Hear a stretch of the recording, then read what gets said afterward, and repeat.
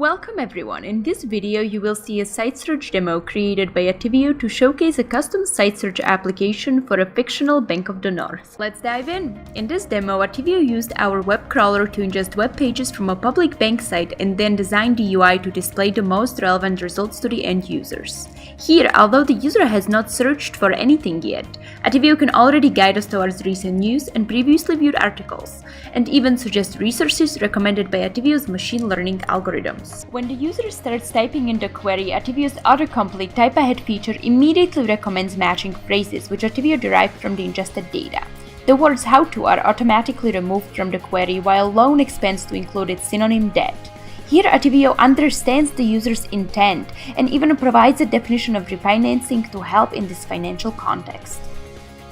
Last but not least, this UI provides ample resources for users to get help. End users are able to call in or find the location, but most importantly, they can chat with a chatbot that can answer their questions directly. Let's see what it can do.